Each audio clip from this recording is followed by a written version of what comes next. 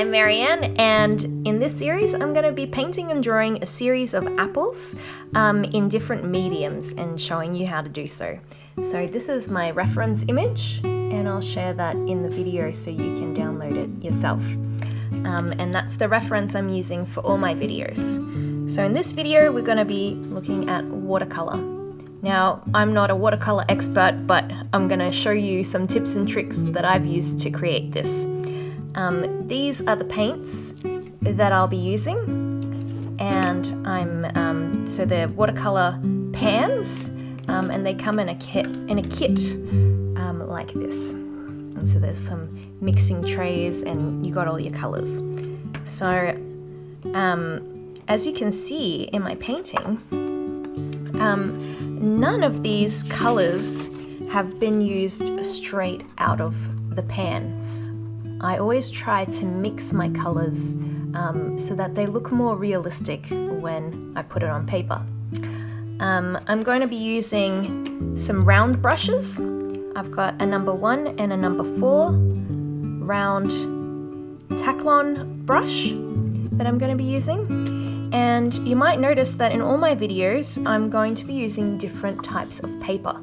Now this is a type of watercolor paper, and you might be able to see that it has a little bit of a grain and it's a little bit thick, so it's quite stiff, and this helps when you're using a lot of water to ensure that it doesn't bubble too much. You can see that even with the watercolor paper, it's still warped the paper a little bit, and you can get thicker GSM. So the GSM is how thick the paper is.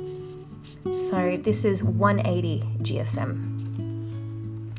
All right, I've also got a water container handy, and I'm going to be using a lot of water. Now I'm going to be showing you how to mix a few of the colors that I'm going to be using, how to blend and how to blot. So I've got some kitchen towel, and I've got a little tray to mix on. So I'm always going to have my water handy, and always going to have my blotting paper or my kitchen towel handy to just dip on like that.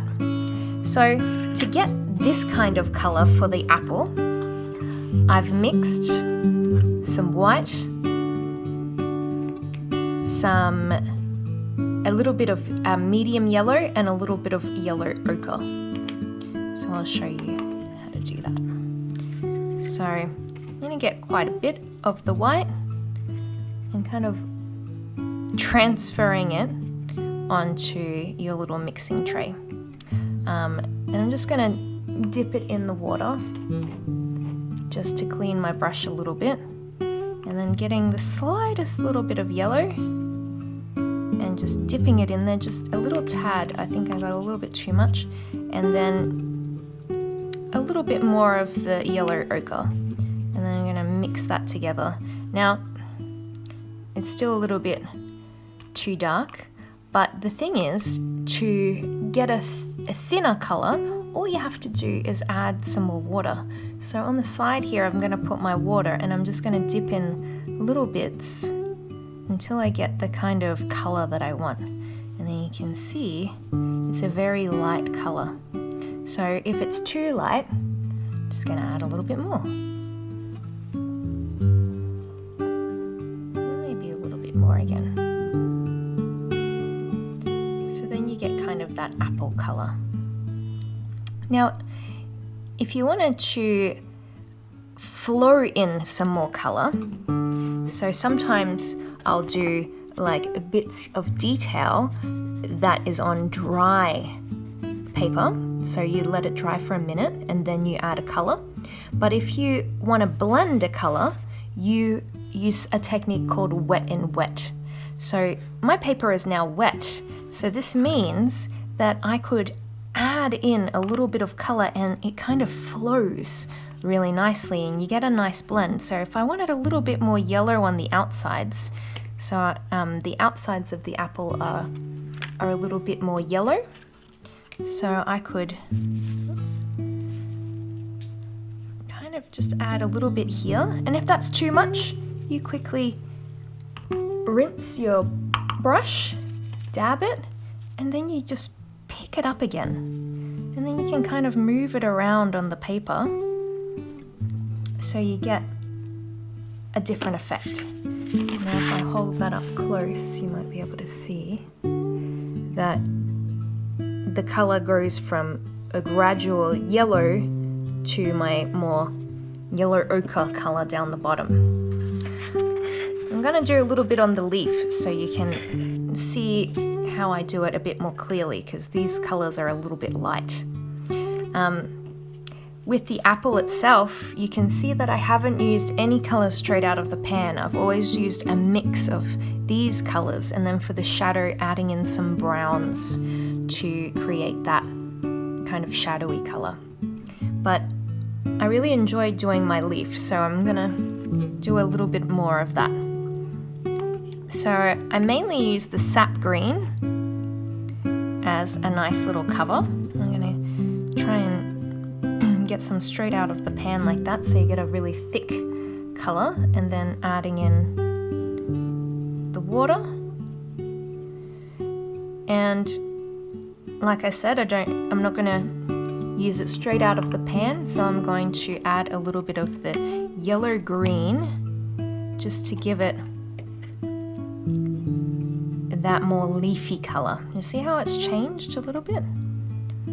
So I'm gonna always test your colors out before you apply them to your actual painting. So have another separate page where you do some test strips and you do some mixes, so you can see here that this color is a mix of that and that. It's neither that nor that. So I'm gonna do a little layer, and then I'm gonna do some wet and wet, and then I'm also gonna do some dry. Now, it dries really quick, so if you want to do wet and wet, you have to be kind of quick. And that's why watercolor is so hard. Now I'm gonna add a little bit more sap green, and this time I'm gonna add that light green that's kind of like more of a bluey green color to get some kind of a bit of a difference, to get a little bit of shade here.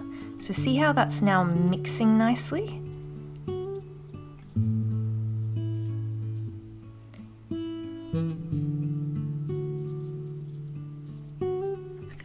gonna get even darker.